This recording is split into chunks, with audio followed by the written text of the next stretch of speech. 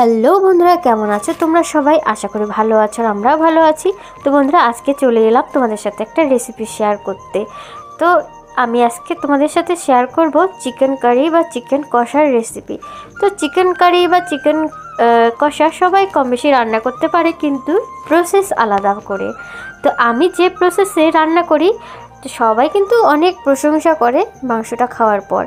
তো তোমরাও চাইলে কিন্তু এই প্রসেসে একবার রান্না করে দেখতে পারো। তো সেই জন্য তোমাদের সাথে আজকে আমি রেসিপিটা শেয়ার করলাম। তো বন্ধুরা, আমার এখানে প্রায় 300 গ্রামের মতো মাংস ছিল। তো সেজন্য মাঝারি সাইজের 4টা পেঁয়াজ কেটে নিয়েছি এখানে।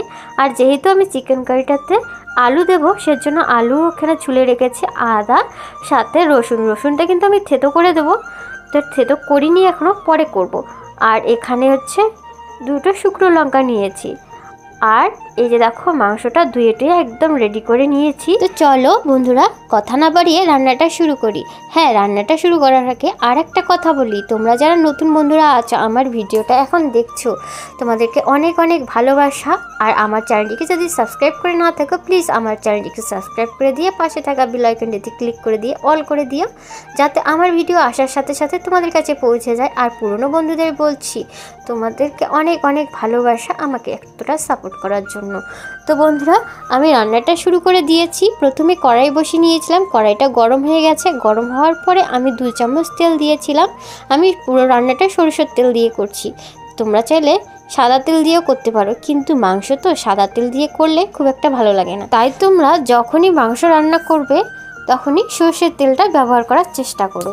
তো আলুটা আমি দিয়ে দিয়েছি। দেওয়ার পরে এক এক করে হলুদ আর লবণ দিয়ে নিলাম। তো লবণটা একটু কম করে দিয়েছি, আর হলুদ যতটা পরিমাণ লাগে ঠিক ততটাই দিয়েছি, কমও না বেশি না, একদম যতটা লাগে ততটাই। তো আমি ভালো করে ভেজে নিলাম। এই যে দেখো, একদম লাল লাল করে ভেজে নিয়েছি। তো বন্ধুরা, আলুটা আমার কিন্তু সুন্দর করে ভাজা হয়ে গেছে। এখন আমি নামিয়ে নেব। আর আলুটা আগে থেকে ভাজার কারণ হচ্ছে, দেখো কি সুন্দর একটা কালার চলে এসেছে মাংসটা রান্না করার আগেই। তো সেই জন্য, আর খেতেও কিন্তু বেশ দারুণ লাগে। আর ওই কড়াইটার মধ্যে এখন আমি তেল দিলাম চিকেনটা বানানোর জন্য। তো বেশ কিছুটা পরিমাণে তেল দিয়েছি, মানে যতটা পরিমাণ লাগবে আর কি ততটাই দিয়েছি, একদম বেশিও দেয়নি, একদম কমও দেয়নি। তো যাই হোক, তেলটা গরম হয়ে গেছে। তো এক এক করে এখানে আমি দিয়ে দিলাম তেজপাতা, ডালচিনি, 2টো শুকনো লঙ্কা। তো এগুলো আমি ভেজে নিলাম।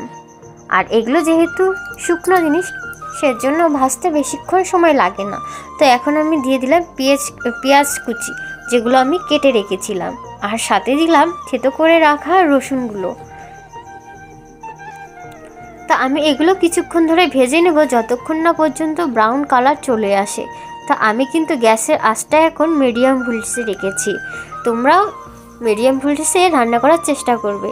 আর যদি বেশি ভোল্টেজে রান্না করো, তাহলে কিন্তু পুড়ে যাবে আর ভালো করে ভাজা হবে না।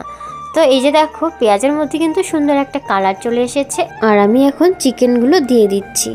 তো বন্ধুরা, এই যে দেখো, আমার সব চিকেনই দেওয়া হয়ে গেছে। এখন আমি এগুলোর সাথে কিছুক্ষণ ভেজে নেব, কোনো মশলা ছাড়াই।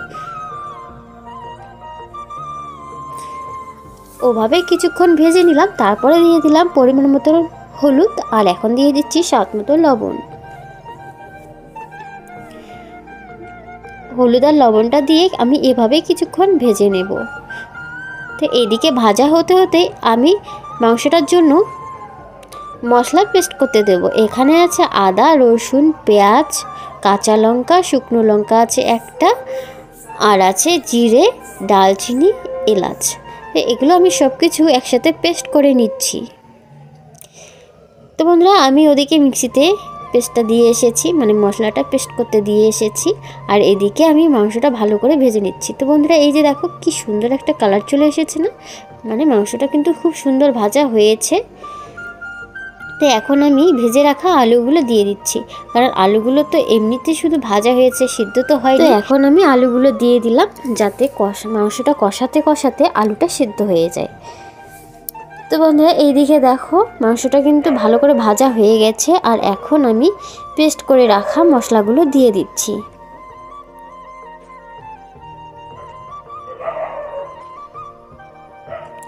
তো বন্ধুরা, এই যে দেখো, মশলাটা কিন্তু খুব সুন্দর পেস্ট হয়েছে।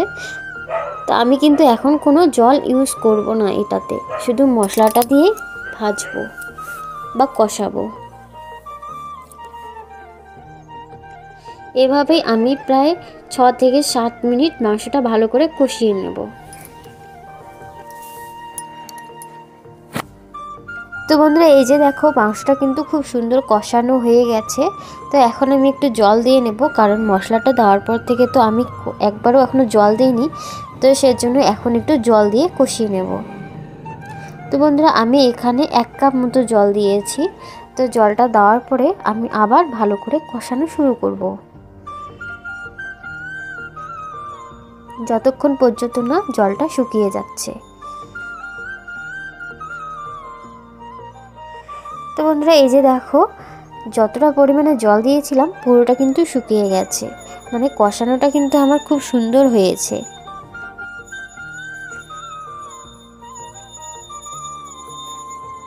তো এভাবেই আর কিছুক্ষণ কষিয়ে নেব।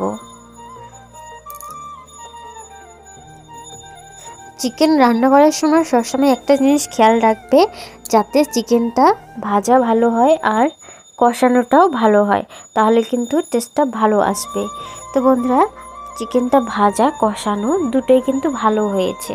তো এখন এই যে দেখো আমি একটুখানি জল দিয়ে নিলাম, কারণ আমি যেহেতু চিকেন কষা বানাচ্ছি তো সেজন্য বেশি জল দেওয়ার প্রয়োজন নেই, আর চিকেন আলু দুটোই সুন্দর সিদ্ধ হয়ে গেছে। তো বন্ধুরা কেমন লাগলো আমার এই চিকেন কষার রেসিপিটা? যদি ভালো লাগে তো অবশ্যই বাড়িতে একবার ট্রাই করে দেখবে, আমি কথা দিচ্ছি তোমাদেরও ভালো লাগবে।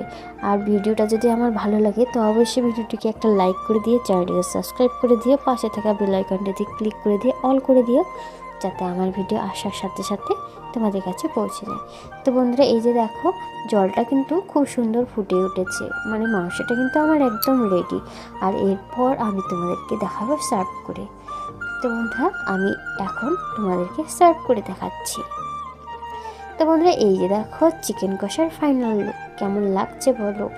অবশ্যই কিন্তু বাড়িতে একবার ট্রাই করে দেখ, আশা করছি যে তোমাদেরও ভালো লাগবে। তো বন্ধুরা আজকের ভিডিওটা এ পর্যন্তই, দেখা হবে কোনো একটা রেসিপির সাথে বা ব্লগের সাথে। ততক্ষণ পর্যন্ত তোমরা সবাই ভালো থাকো, সুস্থ থাকো, টাটা সবাইকে।